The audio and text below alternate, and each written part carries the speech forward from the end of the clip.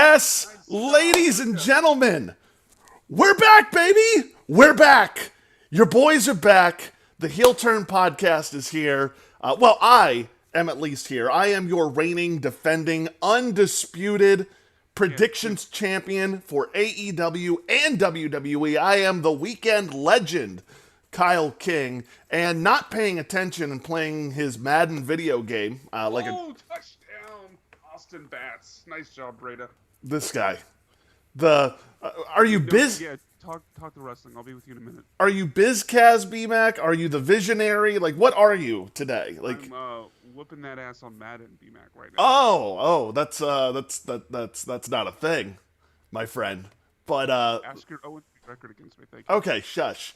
All right, you know EA Sports just screwed me over last time. But welcome, we are back.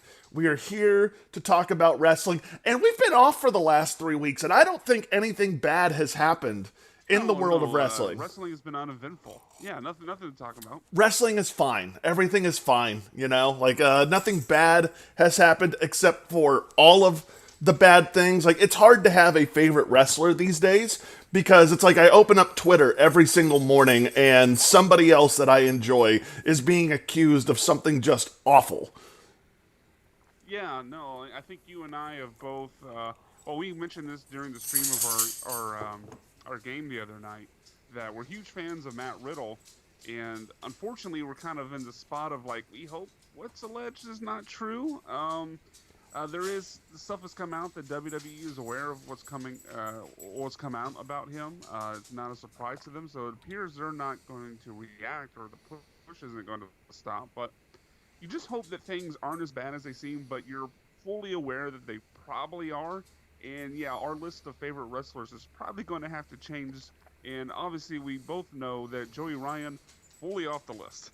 I think we both enjoyed him, at least to a certain extent. I thought his the thing that he did at the original All In pay-per-view a couple years ago was hilarious. He was with Impact. It seems like he's probably going to get let go. The rumor says. So, He's already gone.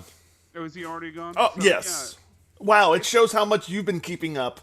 I have not been keeping up at all. Let me go ahead and apparently go ahead and hit the breaking news sounder, BMAC, because do we have one?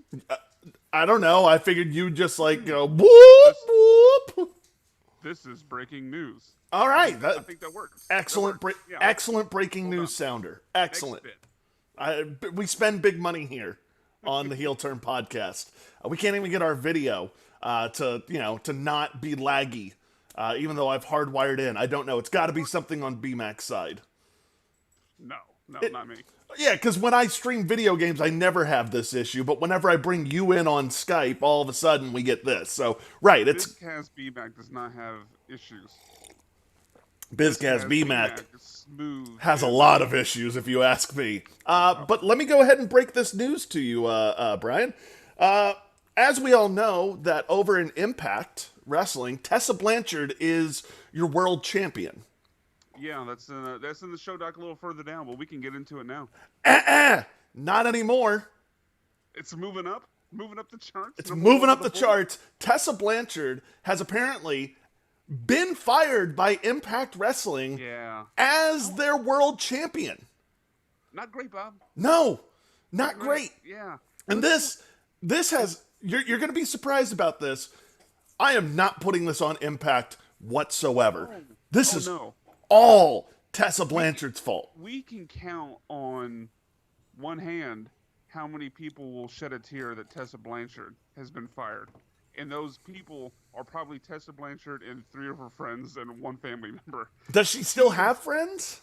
Well, okay, I should have said 4 family members. Because it is not a secret in wrestling that Tessa Blanchard is not very well liked amongst her peers. To put it lightly. She is, something came out before the speaking out thing started. It was, I don't know, a couple months before that. But people talking about all the abuse and bullying she's done to other people on her roster, people she's worked with. So, yeah, no one, I think, is upset with Tessa Blanchard being let go. The question is, going forward, and this is what I was going to work into, what's the word? But what's her future in pro wrestling? See, look, she's talented. She's got a name with the Blanchard last name, second generation wrestler. There's a lot in her favor that would lend you to believe she'll get another chance and she will continue in pro wrestling, and I think she ultimately will. But I don't know if a lot of people are going to be knocking down her door to sign her right away, considering all the baggage that signing her comes with. Well, I think it's one of those. What's the saying always been in professional sports? If you can play, there's going to be a home for you. I mean, we saw. You know who I was going to compare it to, or if we were doing this, and what's the word, was Antonio Brown. That's exactly what I was about to say. Exactly about to say. You and me, yeah, always on the same page. Clearly, she's immensely talented. Yes. As is Antonio Brown. And she can F up more times because of that talent than other people can and still get second chances, third chances, fourth chances, fifth chances. 100%. She's Tessa Blanchard and she's immensely talented. You know, if I don't want to throw out some name here to say to throw him under the bus, but if someone less talented further down the card, someone just breaking in were to do this, they would probably never be back in the business again. But she's going to get another chance. The question is just where and when. I would guess. I don't think it's AEW. I think WWE is going to try to pounce, but I don't think it's going to be until after coronavirus is over. I don't think there's any rush. I think you wait until you can do something big with her. And I believe Tessa had a cup of coffee with a couple. I remember seeing her in a couple matches of NXT before she signed her latest Impact deal. So I think there is a decent relationship there, and WWE, I think, better than AEW, can absorb some of the backlash for signing her. So I think ultimately that's where she winds up. Well, I think it also comes down to, I think you mentioned it about Corona. Like, again, we're in the time of coronavirus. Everybody's struggling right now. Everybody is struggling, whether it's Ring of Honor. The daily numbers in Texas right now. Let's not even. All of the people.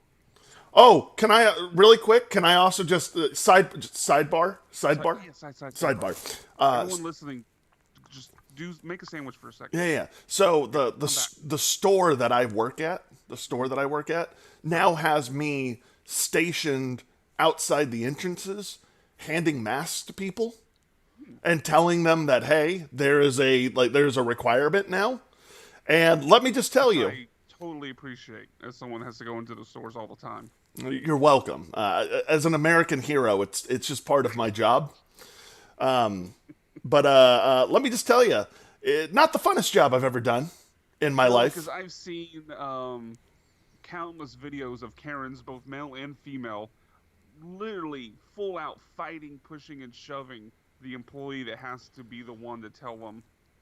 Now, look, I've gone into HEB since it's become mandatory, I don't know, 4 or 5 times doing orders for shipped.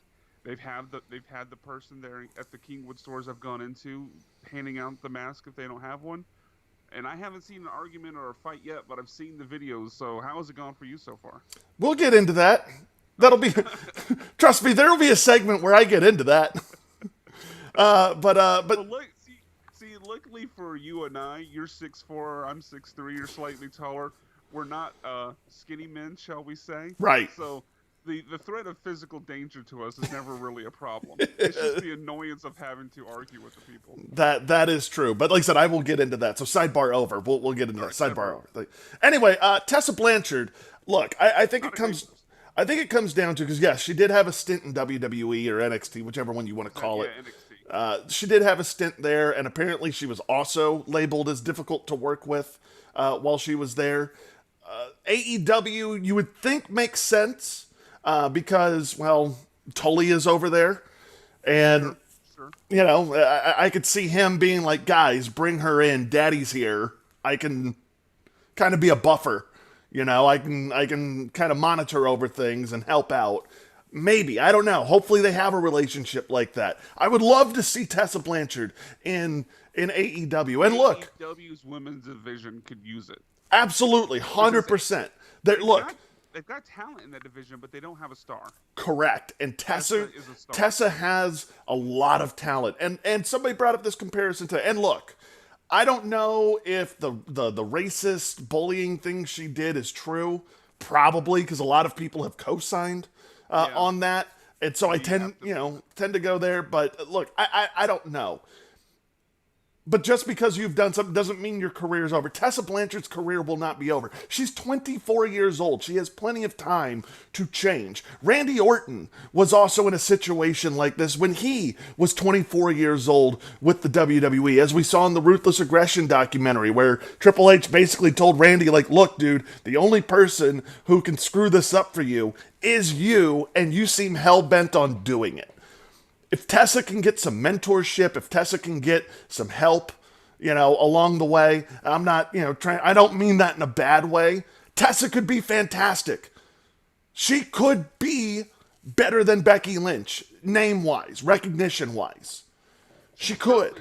She certainly would be starting from a higher floor, if you will. Like Becky Lynch, one of the most, admirable things about her is she was not someone that was picked to be top of the card. She wasn't someone that was destined from day one because of her last name or because she's a second-generation wrestler to be the star of any promotion, but she worked her ass off to get there. Tessa Blanchard is already 3-4 steps ahead of where Becky Lynch started from. So certainly, man, it would be a home run if AEW was able to sign her, because like I said before, that division has talent, but they don't have a star, and Tessa Blanchard is that star. The problem is AEW, for the entirety of their existence, as part of their selling point, has been the brand of inclusion, a brand for change in society to be better than what we've expected from, I guess, wrestling promotions in the past. So signing someone on with Tessa's history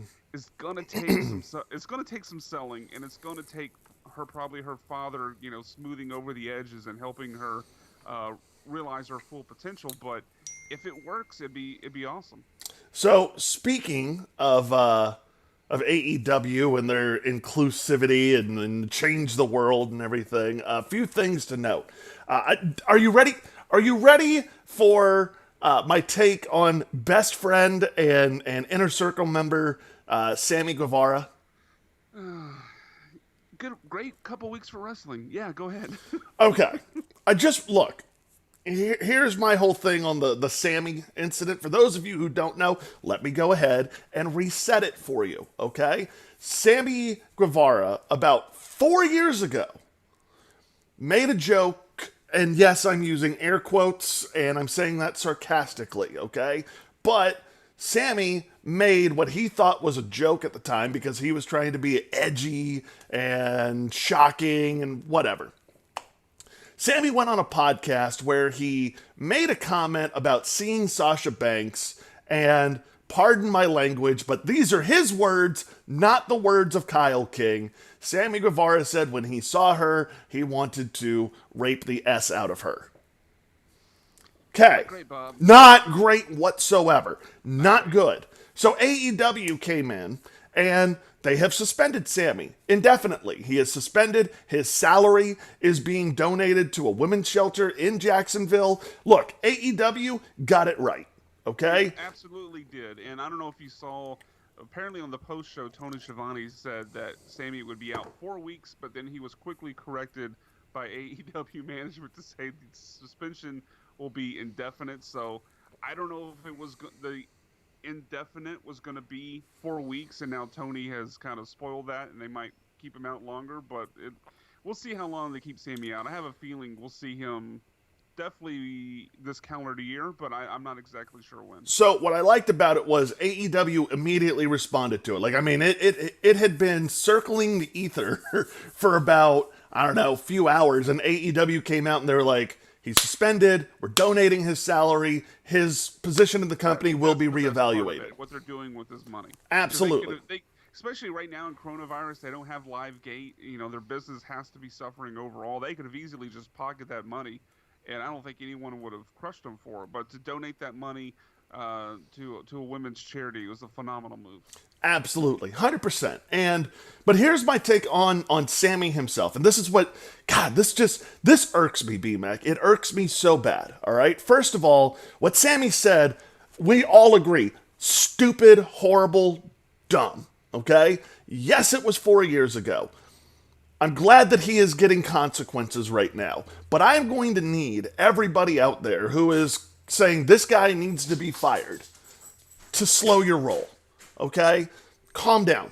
First of all, AEW wasn't even a thought back when he made these comments, okay? So it's not like AEW knew about this, hired him in, and, it's a whole thing, okay? I'm fine with him getting suspended and getting hit in the pockets. I'm fine with that. Sammy Guevara comes out. Everybody online was talking about Sammy needs to come out and apologize. Sammy needs to apologize. Sammy put out an apology on Twitter. All of a sudden, the Twitter mob comes in and says, nope, not good enough. You didn't do it good enough. So Sammy came out with a second apology where he goes, hey, I even called Sasha Banks and I expressed my sorrows to her. I apologized. I need to be better, blah, blah, blah, blah, blah. Issued a second apology. Still wasn't good enough for the Twitter mob. So Sammy then did a third apology, dude. A third apology where he went on YouTube, where he normally posts his vlog, and even on there, 2.5 minutes of him going, I messed up. I know it's not right. I shouldn't have done it. I won't be doing this going forward. You will not hear me say things like this. Yet you still have the Twitter mob calling for this man's job and saying, no, it wasn't good enough. I'm starting to hate public apologies because we demand them from people. Then they come out and say it, and then it's, that wasn't good enough for me. I hate you. You should be fired. And your whole livelihood should be taken away. Sammy Guevara is not on the same plane as Joey Ryan, okay? Sammy Guevara made a stupid joke. Joey Ryan made stupid, terrible, horrible actions and should be shot out of a cannon into the sun.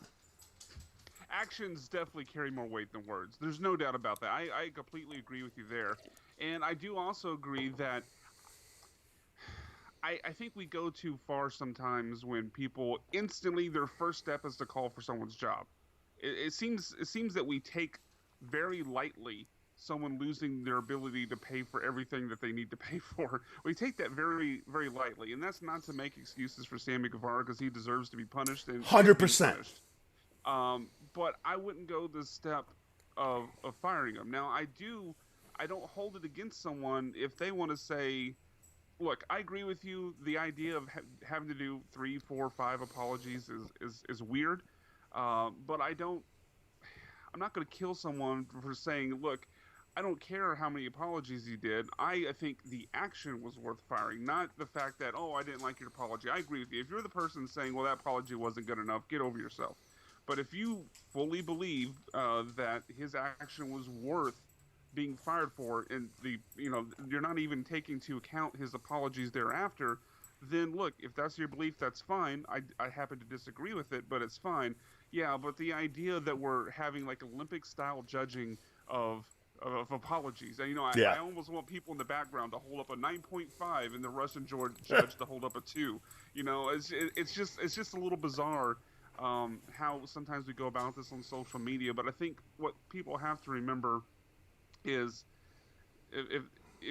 one, does Sammy seem contrite? If he seems contrite, then I think we accept the apology and we move past it. Did AEW take action? They did. They're donating his money to a charity. I think that was the right move. So I think now it's just a matter of time and before we move on. But it's wrestling's in a bad place right now, man. It really is. If it wasn't bad enough that no one could go see shows and people's money's being messed with, both the companies, the wrestlers. Now you have the COVID breakout in WWE. You have the speaking out thing happening all across the industry. It's not great. Not great, Bob.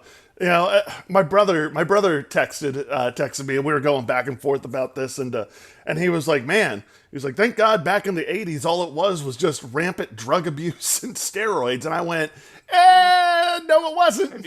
Have you heard of the Ring Boy scandal? I was like, well, I told my brother, I go, well, the point I made with him is, those were the things that people got in trouble for. I was like, but you have to understand, back in the 80s and 90s, they're very much you couldn't say anything, otherwise you wouldn't get booked. Yeah, that's exactly it. like I told my Stuff brother. that's come out about Jim Cornette forcing guys to. Is there anyone less surprising to be in that situation than Jim Cornette? No. No. So the news that Jim Cornette was forcing wrestlers to sleep with his wife is, I'm sure, something that happened. Jim Cornette didn't invent that. He's not the first one that it happened with. But now there's Twitter, now there's Facebook, there's Twitch, there's all these social media platforms, and I think people are less afraid about speaking out because they know those people will be punished. Whereas if they spoke out in the 80s, it's just like, oh, well, you're disgruntled because you're not getting the push you want. Go away. You're never being booked again. But, I mean, I listened to a podcast called Crime and Sports, and they recently did an episode on the WWE Ring Boy scandal. And if you go back and look at that, this is not a new problem in wrestling. It's been something that's gone on for ages. If you care to look it up, it's gross and it's sickening, but, you know. Well, it's also one of those. It's good to know your history. Right. Well, and the point I also made to my brother when we were talking about it was, I was like, one, social media has played a big factor into it, and us as a society have finally gotten more around to this is not acceptable behavior. Yeah, exactly. You know, and we're finally getting around to believing victims who say this. And I know, and I don't want to get into that whole can of worms, but we believe people a lot more these days than we did back then. Less likely to say boys being boys than Right. we ever have before. Correct. And I even told my brother, I was like, if you watch the Dark Side of the Ring, you know, Owen Hart's widow, her own family, like Owen's own family, didn't want her to pursue a lawsuit out of fear that they were going to get retaliated against. 100%, yeah. And you don't really, you know, I mean, don't get me wrong, you still have those issues. That's why people are speaking out now. But there is that fear, and it was much bigger back in the 80s and 90s when you didn't have the stuff where you could sweep stuff under the rug a little bit more, and you didn't go after people like Vince McMahon or any of these top wrestlers. Like, look, Marty Scurll got accused of some crappy things, and he pretty much admitted to it. Pretty much. And and look about that off air because I saw the headline that he apologized, but I didn't see what he was accused of. So and look, and Marty is a head booker. Back in the 80s and 90s, people didn't really speak out against the bookers because again, they didn't want to lose their livelihood. That's the story of the Ring Boy scandal. The people that were grooming these young boys and doing horrible things with them were people in control of WWE. It wasn't Vince, but it was people very high up, people in creative, people in booking, and it was so well known. They make the point in the podcast I was listening to, again, Crime and Sports, it's worth checking out, that Gorilla Monsoon would make jokes about it during the broadcast, like, oh, this guy must have gone to the school of somebody else's training because he sure knows how to protect his backside. It's just, I mean, so cringeworthy, but it was not only not punished when it happened. It wasn't even like, I mean, it was obviously swept under the rug, but they were even making jokes about it on the broadcast. So at least, look, 2020, not a great year. Not a good year. I'm going to safely say not a top 5 year for me. But at least we're now in an age where people may try to sweep it under the rug, but eventually this stuff comes out because of all the social media platforms we have. And when it does come out, I think we're quicker to ask for punishment and for things to be corrected than we were before. Yeah. I agree. So let's. Not that it's perfect, but it's a little better. Let's move on to a segment that a new segment that we did before we left, and this segment is called Time to Panic. This is where BMAC asks me, the weekend legend, if I think it's time to panic on a certain subject. We had previously talked about WWE, and everybody knows it's well documented that I still believe that WWE Monday Night Raw will be off the air in, what are we, like 2.5 years now? In 2.5 years. Top 5 worst take of viewers. But so, yeah, the thing I'm going to ask you about, if you're going to panic is, look, I know, Kyle, you, more than anyone else, are the ultimate ratings guy. 100%. You know me. I live and die by the ratings, baby. You live and die by the ratings, exactly. So I'm going to ask you a ratings question, and whether or not it's time to panic about your favorite promotion, AEW. So AEW had record low ratings this week with 633,000 viewers. Just look, their numbers. I think for the debut, Dynamite back in last October started off at 1 million. Then it kind of gradually tricked down from there, Mm-hmm. and it's kind of been settling in the 750 to 850 range. But 633 viewers this last week, like 100 over 100,000 less than NXT. So, with a record low rating, is there any cause for concern about fans souring or AEW, or their long-term viability and ability to deal with the financial strain of coronavirus? Okay. So, is it time to panic? No. We're not panicking. Okay? The button is on the table. Is your hand hovering? No. The button is on the table. The lid is closed. And we're just sitting at the table looking at it. Okay? We're looking at the panic button while it's in its encasing. But we are not hovering over it. We don't even have... The case isn't even open. But we are worried. Just a little The bit. case dusty, or have you started to dust it off just in case you might need it? Look, it's been dusted off. Okay, Okay. The case has been dusted off. This is not good.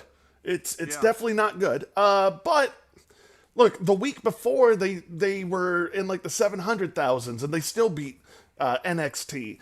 But having said that, NXT is doing a good job. They really are.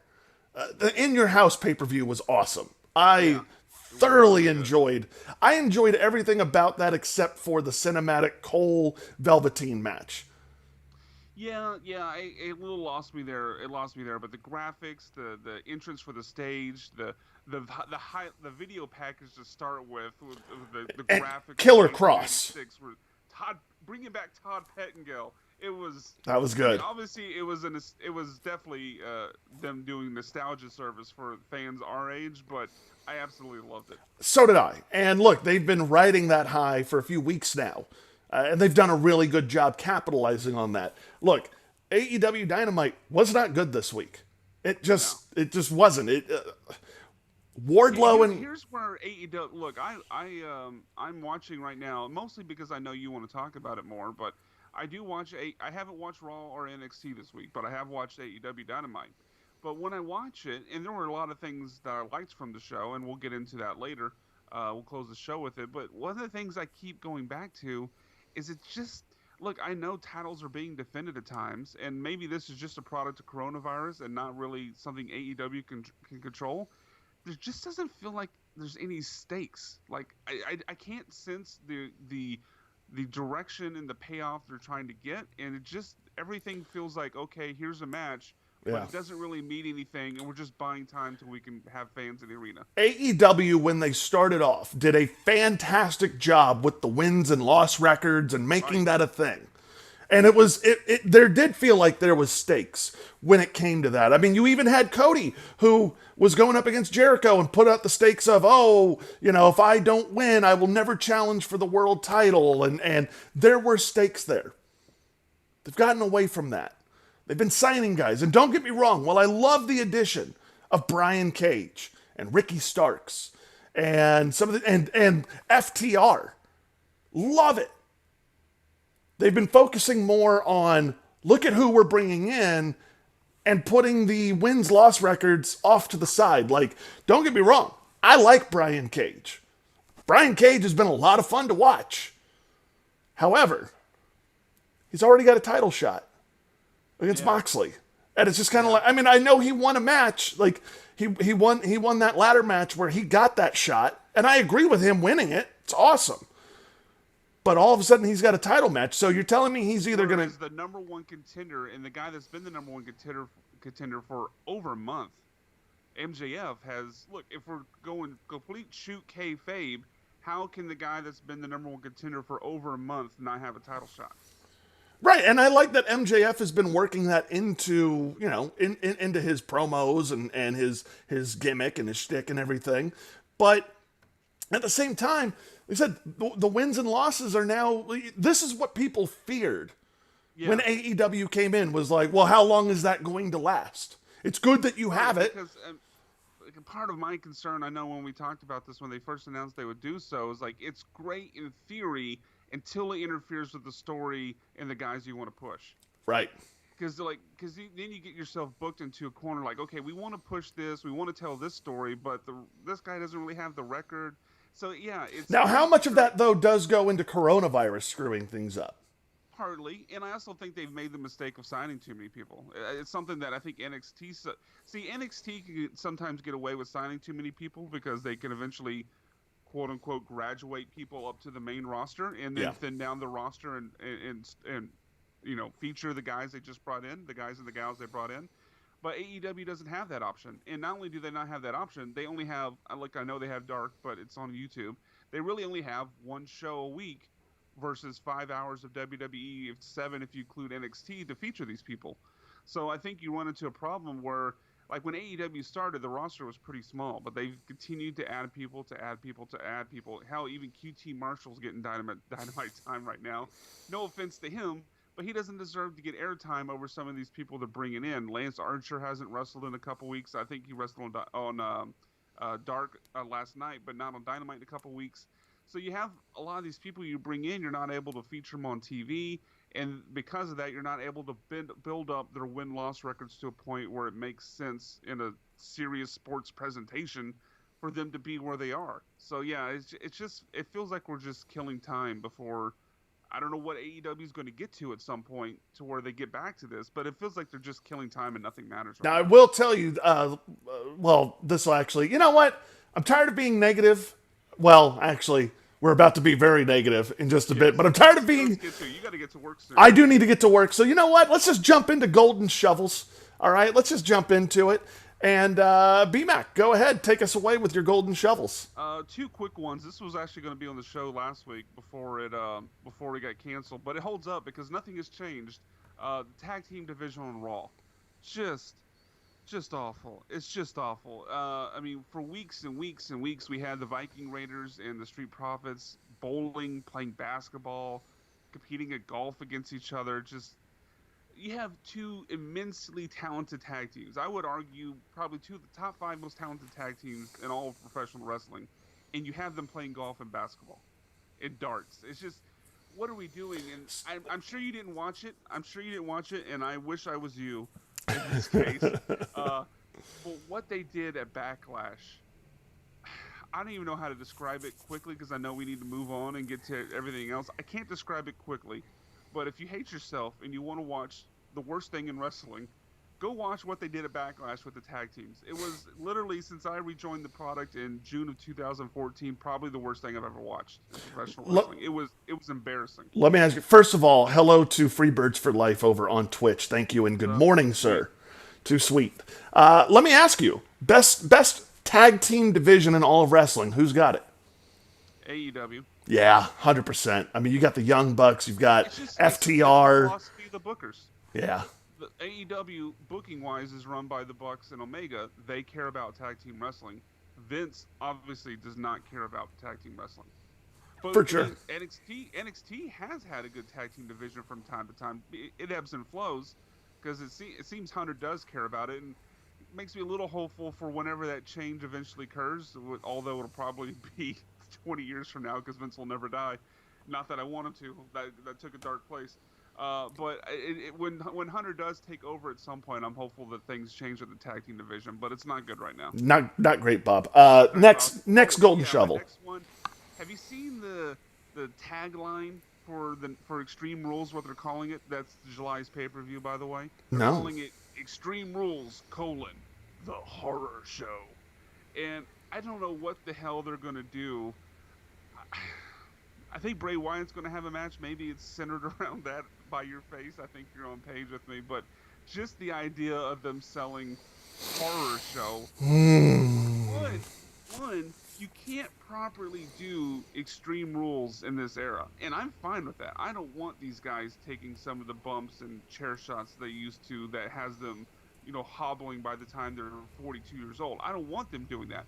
But if you can't do the things that make something extreme, don't call it Extreme Rules. And if you can't even do that, I don't know that it can be a horror show. You know what I mean? It's just, don't overpromise something that you can't possibly deliver on. And I think that's what they've done here. Quickly, programming note. Apparently, our commissioner, Day Heel Turn Podcast, El Predictico. Yes, how is he? Has his business been impacted by the corona? Thriving, he says. It's been thriving. That can't be safe. Apparently in the nation of Tijuana, they don't have tests, so they have no cases. So... I feel like we're walking a fine edge there. Let's move on. But apparently El Predictico, he's been in a Twitter feud with some like fake Predictos. Yeah, I've seen that. Yeah, I don't know. But anyway, apparently El Predictico, I found this out the other day, is literally on his way to my house to take advantage of my Wi-Fi so that way he can confront the fake Predicto on Get the Tables podcast. He's El Predictico staying with you? Apparently. Have you cleared this with your wife? I have not yet. I've heard not the greatest house guest. I have not cleared that yet, but we'll have to have a conversation soon. But apparently he's going to be on the Saturday show right before Extreme Rules over on Get the Tables podcast, and he will be predicting. Nice. Well, hopefully he represents the podcast very well. I hope he does. We might have to have an open trial for new commissioners. We might. Maybe El Shino can show up. Who knows? Anything else you want to bury? No, I'm good. Shovel what you need to shovel. First of all, I'm gonna shovel everybody on the speaking out list.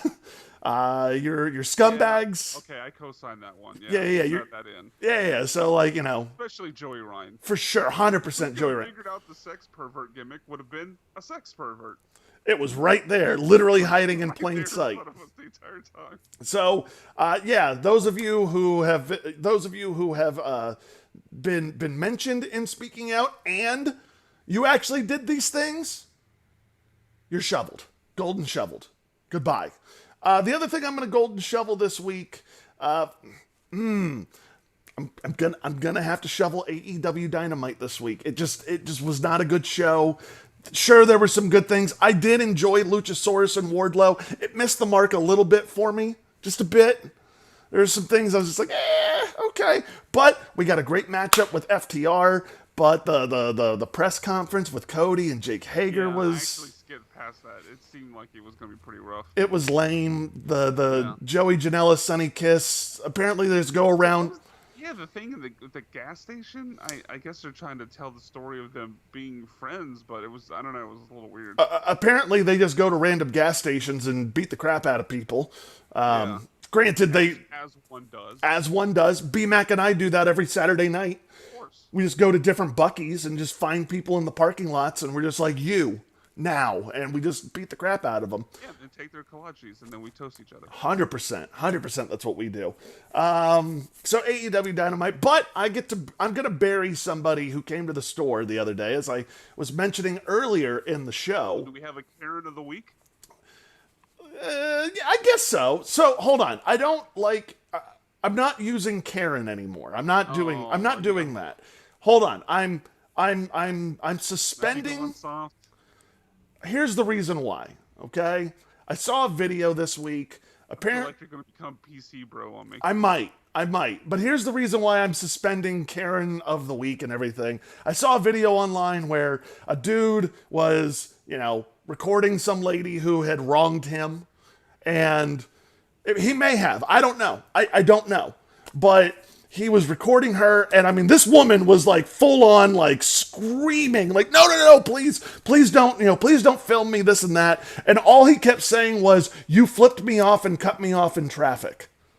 And he was trying to put like her license plate on there and everything for flipping somebody off and cutting them off. And then it was like the fifth time, as people are going like, why are you like harassing this woman? He was like, oh, she flipped me off, cut me off, and called me the N-word. And she may have, okay? But I don't see a video or anything saying that happened. All I'm supposed to do is take the word of this person filming this woman. And if she did, yeah, she sucks. She's a horrible human being. But I don't have proof of that. And It's not like people haven't tried to ruin other people's lives before or been like, God, I hope something like this happens so I can expose somebody and get some clout. I don't know. It was a bad look. Yeah, maybe, but Look, I won't belabor the point, but that would take the step of someone thinking, I'm just going to find someone random. Or, I mean, I don't know. Look, it's happened before. It seems improbable that person, look, my first reaction would not to be to start filming someone. I think that's also an interesting thing, and right now in our world where you see something horrible happen, your first intuition is to start filming. Now, in some cases, that's proven wise. But, I mean, Correct. Sometimes you see someone getting beat up and you start filming, like, why don't you just go help them or, call somebody instead of filming it. But I don't think this, from this story that you tell, that I would just start filming in the case of nothing ever actually happening. Everybody uses the whole Karen thing. And I would like to point out that I was doing this before it got popular. Like, I have been calling people Karen for years. I'll give you that, but we should probably speed it up. Yes, I do need to get to work. I really do. But anyway, I've suspended Karen of the week just for my own personal stuff, okay? But this person came to the store. As I said earlier in the show, my job at HEB has changed. I am now the one handing out masks since in my county we are under a mask mandate for entering businesses. So I had a gentleman yesterday who, now mind you, when I'm outside doing this, I am allowed to keep an earbud in my ear and listen to music or podcasts or the Jim Rome show. Shout out Romey. Okay, we've been doing a lot of listening to Jim Rome as a group. The pimp in the box, man. Pimp in the box, baby. So, Van Smack. By the way, you are frozen, my friend. Yeah, no, I've noticed that too. Well, let's finish up. We've only got a couple minutes left. We do. So anyway, anywho, what ends up happening with this guy is I've got an earbud in. As he's walking up, I see him. He's got that fast-paced walk, like, this way he can't say anything, but I do. And as I go, like, sir, we have a mask mandate, he just goes, I don't need one of those, walks in. Fine, whatever, go do you, man. That's now somebody else's job. He then comes back out to get a cart, and at this point decides he's going to give me a piece of his mind. Oh, boy. So then starts in with the whole, like, this whole mask thing is bullshit. I stopped him and I went, sir, excuse me. I can't make you care for other people. And I put my other earbud in and just stopped talking. And he just kept going, but I had both earbuds in and I just wasn't listening anymore. I didn't want to get into it with him. I don't care. You're not going to bring me down, okay? So I just put both earbuds in and I let him go and I just tuned him out, but he gets a berry. Let's move on to things. Oh, and birds, because screw them. Birds suck. Well, there we go. I haven't heard that in 3 weeks. I know. I knew you missed it. Let's go and end things on a positive note. Swim in the sea of tranquility quickly. Let's do the things that we loved from wrestling this week. B-Mac, go! So you quickly mentioned some of the things I was going to say I loved, because there were some positive moments in Dynamite this week. That being, I thought the SCU FTR match was pretty good, and the Wardlow Luchasaurus match was pretty good. Especially, look, there were some spots in there that I thought were a little weird, but seeing the athleticism from Wardlow, obviously we know he has the size and the power, but he did a Hurricane Run at one point. He did like a flip up on the top rope and he got thrown into the turnbuckle. I mean, seeing that sort of athleticism from Wardlow made me think, like, okay, this is a guy they need to push even further than where he's already at. Like, he needs to go to the top of the card at some point. So, I really like those spots. I love the way they ended the show and what they're doing with Jericho and Orange Cassidy. I just love that feud, and I hope it pays off pretty well. I believe it's going to be the second night of Fyter Fest, so I'm looking forward to that. And my final thing is the return of Bray Wyatt. It looks like they're restarting the feud with Braun Strowman, and they're playing some mind games with Bray going back to the form that we saw him as a leader of the Wyatt family when Braun Strowman was under him. They ended the show with Bray dressed as that, talking in that tone, just completely reliving that character. And I'm excited to see kind of the the extra layer of the new Bray Wyatt character, his ability, kind of Matt Hardy-esque, to kind of blend characters and play mind games with people, and I'm really excited to see that.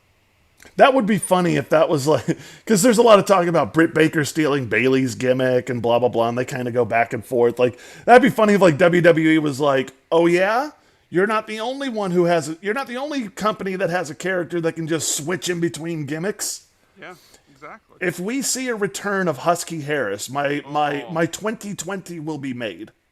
Well, they already kind of joked. I mean, the pig character is named, isn't the pig character named Husky or something like that? I mean, it's already a part of kind of the Firefly Funhouse. Something. Freebirds for Life says, I loved Corny's response to all the accusations. I haven't seen that one yet. I will though. I will. Oh boy. Are you done with your loves? Yeah, I'm good. Let's keep going. The reason I bring that up is because on my loves, I can't believe I'm going to say this. I can't believe it. I've been listening to a lot of Jim Cornette. A lot more than I'm proud to admit. And look, my the things that I have a problem with have been well documented. I don't like that he attacks guys that he doesn't know, who haven't said anything. Like, I'm fine with him crapping on the Bucks and Omega. They legitimately don't like each other. I'm fine with him crapping on Joey Ryan. And the attacks and all that go both ways with those guys at least. Exactly. But like when he sits there and he gets shitty towards, Orange Cassidy has never said I don't think he's ever said anything about Cornette. So anyway, it's well documented. But I've been listening to a lot of Cornette, and man, the guy knows his stuff. He just does. I don't listen to his recaps on anything like AEW because he already doesn't like them. So I don't listen to any of that. But the stories of him invading ECW back in the day and all that stuff, I go back and listen to that, and it's actually really good. So I have to put Jim Cornette in the things that I love this way. I know. Bad timing, bro. I know. Not great timing, Bob. I know. I will give you in a show of goodwill, since this is our first show of 3 weeks, I'll give you the chance to take back that love so this isn't lived on and, it's not, internet doesn't forget sort of thing. Look, if all he's accused of is making wrestlers sleep with his wife, that's not good, man. It's not great. But, Yeah. I'm just saying, I'll let you take it back. Yeah, he's off. He's off the list. All right, there we go. But I have been listening to that stuff. But he's off the list. Anywho, let's go into the things that I really do love. Britt Baker is just... That was a good spot with Swole where she dumped the trash on her. That was really good. And I also like sending the notes to Tony. I also love Tony Schiavone's relationship with Britt Baker. It's so funny. Yeah, I don't know who thought of that gimmick, but I love that. Just like every week, there seems to be a new element to it. They're upping the ante each week with what Britt's doing, just adding little wrinkles and details to that heel character and really getting it over. I mean, started off she was in a wheelchair, then she was in a motorized wheelchair, then she started passing the notes up to Tony. Now the thing had the glass case all around it, so. Just the little details and how much they've kind of just added color and dimension to that character has been really, really well done. Yes, and the final thing that I loved this week from wrestling, Sheeta. Yes, I was actually going to put that on my list, but you already had it on there. For those of you who missed it, it was great. For those of you who missed it, Sheeta was scheduled to take on some jobber. And that's fine. It was a squash match. Correct. She was going to be in a squash match. So Sheeta's coming to the ring. Kip Sabian goads her over to going over to them. So then Sheeta and Penelope Ford start getting into it before the match starts. Literally had to be separated because Penelope threw a slap, right? So Sheeta gets into the ring. The match starts. Sheeta beats this jobber within a minute. It was 2-3 moves. Right. It was super quick. Super quick match. Gets the pin, and as soon as she gets the 3 count, she breaks the pin and then goes right back after Penelope Ford. Didn't wait for the Awesome. referee to raise her hand. Just immediately, all right, 1, 2, 3, rolled out, and then just rolled out and threw a punch at Penelope right away. Fantastic. I'm going to say it. It popped. That was fantastic. I'm going to say it. I'm going to say it. Best thing AEW's women's division has done since its inception. Best thing. Ooh. The only other thing that would top it right now, I think, would be the stuff with Britt Baker right now. So yeah, it's not. There's not a. If we're talking, unfortunately, AEW's women's division, they haven't done well with it, so there's not a lot of competition for that award. But it's certainly it popped me. It was interesting, and I enjoyed it, and I hope they keep doing stuff like that. I went back and rewound it and watched it again because I was like, that was fun. And that's something that should happen. Like it was also one of those, like, AEW does a good job with that. Like I remember Kip Sabian getting into it with Colt Cabana. And right, slap, I'm a wrestler too. Right, like, I'm a wrestler too. What do you expect? Like, I love that. I love that they do that stuff of like, no, like, I'm a wrestler as well. I'm not afraid of you. Even Marco Stunt, Mr. Fun Size. And he was going after people during that opening match with Wardlow and Luchasaurus. I did like how they even pointed out, like, Marco thinks he's 6'5". Like, yeah, Jim Ross hasn't had a great run of commentary lately, but that line by him was really well done. Crash Holly. Crash Holly had the same mentality. Yeah. The same mentality. Remember, he used to come to the ring with a scale and claim that he was over 300 pounds. Like, and he made it work. Marco Stunt could do something like that, and I would be okay with it. I would like it. I'm just saying. I'm just saying. I think the fans like it. It might be working already. It might help him get over. It very well might. Oh, and I also have to. One more thing, and then we can get out. I swear. The Dark Order. I love the Dark Order. Mr. Brody Lee is fantastic. I love that he's recruiting people. I love what he did with Sarah J last week after she lost. It was good. Yeah, it helped her out of the ring and like kind of recruited her. I love how he's still recruiting Colt Cabana. One word answer. Should Colt Cabana join the Dark Order? Yes. All right. I agree. Yes, he should. Absolutely. And also, Evil Uno is awesome. You should. I was actually talking with him, and I'm using air quotes. He does a lot of Twitch streaming. And so I was in the chat asking questions and everything. And I remember and he's very nice on there. And I remember at one point I was like, Evil Uno seems very nice. And he responded to it. He's like, he goes, that's the thing. He goes, I trick you into it. I get you thinking that I'm nice. So that way I can bring you in closer and bring you into the inner circle. And then I punch you in the ribs.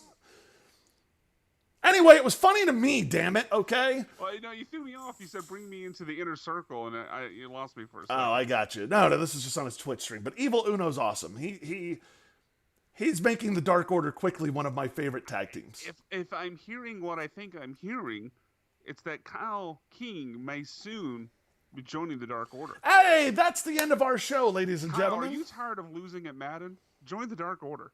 Maybe. I may have gone to their website and perused it a little bit. You never know. But anyway, that is our show. If you watched BTE, you would know that Dark Order now is responding to all of the emails that they have been getting. So who knows? Maybe I'll show up in there. You never know. But anyway, that is our show. Thank you guys so much for joining us. Thank you for listening. Thank you for watching. We appreciate it. He is a man without a gimmick right now. He doesn't know what he's doing. So for the title list, the tie-less, because you're not BizCaz, the Wi-Fi challenge. Wi-Fi challenged Brian McDonald. You can find him on social media at Sacked by BMAC. You can find the show at The Heel Turn Pod. You can find mine down below here at Kyle King on Air. And thank you guys so much for watching and listening, and we appreciate it. And we will talk to you next week. Have a good one, guys.